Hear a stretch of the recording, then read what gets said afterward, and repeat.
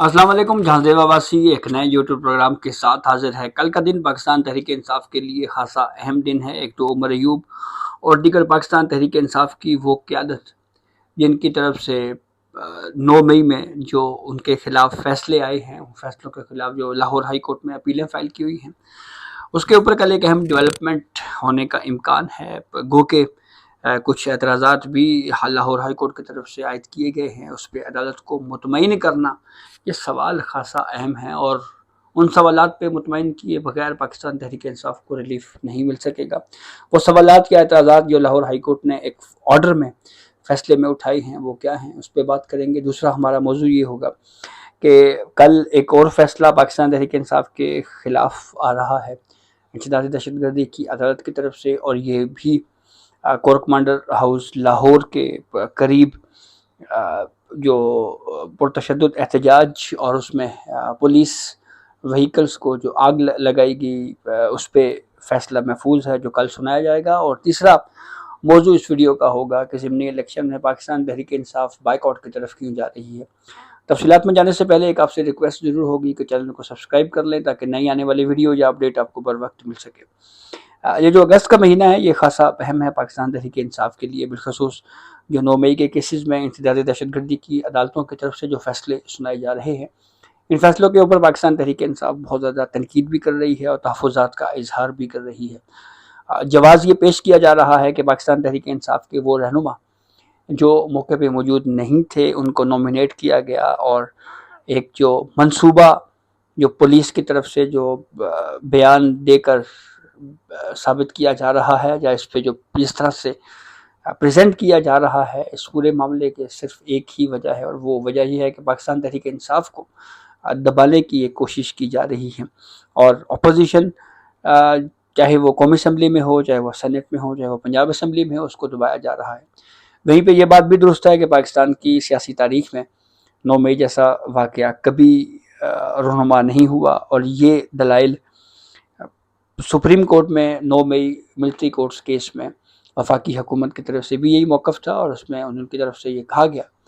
کہ ملک میں بڑے بڑے سانحات ہوئے. بینظیر بھٹو کی بات کی گئی، ذوالفقار علی بھٹو کا حوالہ دیا گیا. ڈسکوالیفیکیشنز پولیٹیشنز کی سابق وزراء اعظموں کی ہوتی رہی، لیکن اس طرح کے ریئیکٹ کبھی نہیں کیا گیا جس طرح کا ریئیکشن جو ہے وہ پاکستان کی تاریخ میں اس طرح سے کیا گیا. فوجی تنصیبات کے اوپر اٹیکس کیے گئے، اور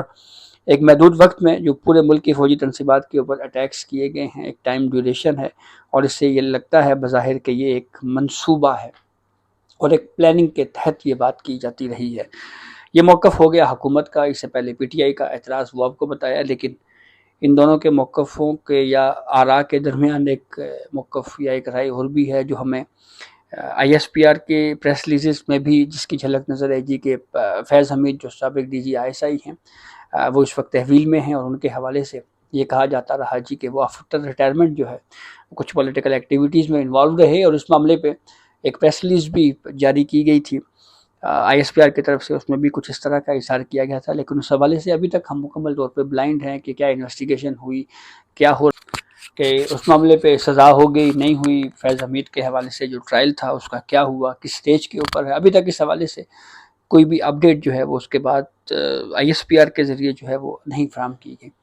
تو اب اس ساری صورتحال میں بہرحال اب جو کور کمانڈر لاہور پہ جو پولیس وینس ہیں ان کو نظر آتش کرنے کا جو معاملہ ہے اس پہ ججمنٹ گزشتہ روز محفوظ کیا گیا ہے، اور کل پیر کے روز یہ ججمنٹ اناؤنس ہوگا. اس میں نامزد ملزمان میں شاہ محمود قریشی ہیں، اس کے علاوہ اعجاز چودھری ہیں، دیگر وہ رہنما ہیں پاکستان تحریک انصاف کے جن کو سزائیں آلریڈی ہو چکی ہیں. شاہ محمود قریشی کی حد تک تو اس ججمنٹ میں بھی جو کل سنایا جائے گا بظاہر یہی لگ رہا ہے کہ وہی موقف جو پہلے تھا کہ شاہ محمود قریشی جو ہے وہ اس وقت کراچی میں تھے، اور انہوں نے پوری شواہد کے ساتھ یہ ججمنٹس میں لکھا ہوا ہے جی کہ ثابت کیا کہ وہ اس وقت وہاں پہ موجود نہیں تھے. ٹریول ہسٹری انہوں نے بیان کی، اپنی موجودگی کو ظاہر کیا، بالکل اسی طرح سے جس طرح سے فواد چودھری کے حوالے سے کہا گیا تھی کہ فواد چودھری نے اپنی موجودگی اس وقت اسلام آباد کلب میں ظاہر کی، اور ایک فلم کے فیسٹیول میں شرکت کے حوالے سے انہوں نے ایک اپنے حق میں گواہ بھی پیش کیا، وہ سب کچھ بھی ججمنٹ میں لکھا ہوا ہے۔ تو اب کل اس فیصلے میں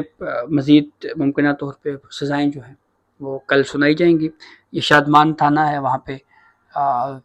ایف آئی آر درج ہوئی تھی اس معاملے کی۔ وہیں پہ اس کے ساتھ ساتھ خبر کل ہفتے کی یہ بھی ہے کہ عمر ایوب، زرتاج گل اور کچھ اور رہنما لاہور ہائی کورٹ گئے اور وہاں پہ سزا معطلی کے لیے اور ضمانت کے لیے جو ہے لاہور ہائی کورٹ سے رجوع کیا۔ رجسٹرار آفس نے ان درخواستوں کے اوپر اعتراضات عائد کیے اور ان اعتراضات میں وہ کہا گیا ہے، جو میں کچھ ویڈیوز میں پہلے بھی بیان کر چکا ہوں، کہ اب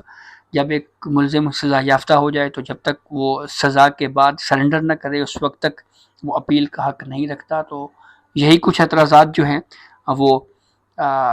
بیان کیے گئے ہیں رجسٹرار لاہور ہائی کورٹ کی طرف سے، اور ان اعتراضات کے ساتھ ہی اس اپیل کے اوپر سماعت مزید ہونی ہے سوموار کے روز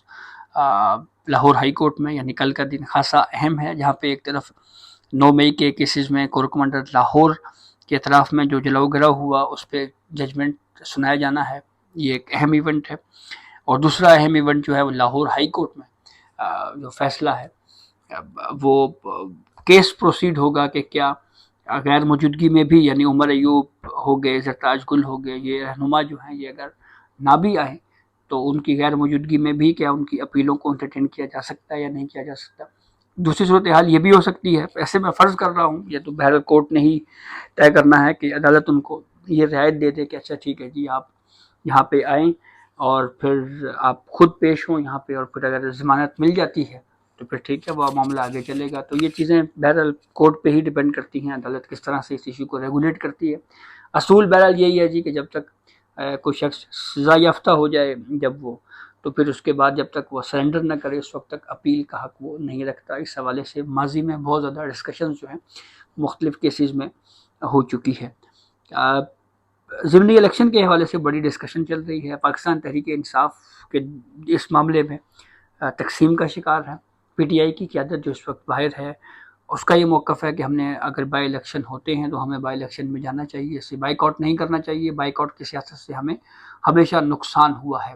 جبکہ دوسری طرف پاکستان تحریک انصاف کے سربراہ بانی، اور بلکہ اب تو وہ پیٹرن ان چیف بھی ہیں عمران خان، ان کی طرف سے خبر یہ سامنے آئی تھی کہ انہوں نے باہر کی پی ٹی آئی کی قیادت کو یہ بالکل واضح طور کے اوپر یہ پیغام دے دیا تھا، یہ بات کر دی تھی کہ ہم نے بائی الیکشن میں نہیں جانا، کیونکہ اگر ہم بائی الیکشن میں گئے تو پھر 9 مئی کے کیسز میں جو سزائیں ہوئی ہیں ہم ان کو لیجیٹیمیٹ کریں گے، ہم یہ کہیں، ہمیں ایک جواز فراہم کر دیں گے کہ سزائیں بالکل ٹھیک ہوئی ہیں، نااہلیاں ٹھیک ہوئی ہیں، اس لیے ہم بائی الیکشن میں جا رہے ہیں۔ پاکستان تحریک انصاف بائیک آؤٹ کی سیاست میں ماضی میں رہی، اپنی 2 صوبائی حکومتیں قبل از وقت انہوں نے تحلیل کی، اس کے بعد بھی کچھ اس طرح کے ڈیسیجن کیے جاتے رہے ہیں جو ویژن دی پارٹی بھی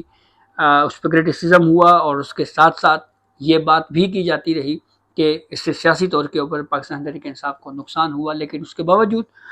بائیک آؤٹ کی سیاست جو ہے وہ پی ٹی آئی ایک مرتبہ پھر جاری کیے ہوئے ہے۔ اس معاملے میں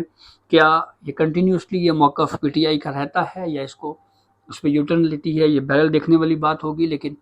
ایک چیز تو کلیئر ہے کہ اگر بائی الیکشن میں پاکستان تحریک انصاف جاتی ہے تو ایٹ لیسٹ پھر دوبارہ ڈسکشن، اور پھر یہ بات کہ کیا لیول پلینگ فیلڈ ان کو پہلے اس بائی الیکشن میں ملتا ہے نہیں ملتا۔ پہلے تو یہ شکایات جو ہیں وہ کی جاتی رہی ہیں کہ پی ٹی آئی کو لیول پلینگ فیلڈ عام انتخابات میں نہیں دیا گیا تھا، جلسے جلوسوں کی اس طرح کی اجازت نہیں تھی، پکڑ دکڑ کریک ڈاؤن اس طرح کی صورتحال پاکستان تحریک انصاف کو اس وقت برداشت کرنا پڑی۔ تو اس بائی الیکشن میں کس حد تک ان کو آزادی ہوتی ہے ڈسکشن میں، چیزیں جو ہیں وہ بہرحال ایک مرتبہ پھر ایکٹیو ہو سکتی ہیں۔ تو دیکھیں لیٹس سی یہ معاملہ جو ہے وہ کس طرف جاتا ہے۔ لیکن کل کا دن یہ 2 ایونٹس ہیں، ایک تو لاہور ہائی کورٹ نے دیکھنا ہے کہ اس کیس کو کیسے آگے لے کے چلنا ہے، دوسرا 9 مئی کے کیسز میں جو ججمنٹ ریزرو ہے 2 کیسز میں، ان میں اناؤنسمنٹ آف ججمنٹ ہے۔ تو یہ اب تک کی اپڈیٹ تھی جس سے ہم نے آپ کو آگاہ کیا، اپنے فیڈ بیک سے ضرور آگاہ کیجیے گا۔ اجازت دیجیے، اللہ حافظ۔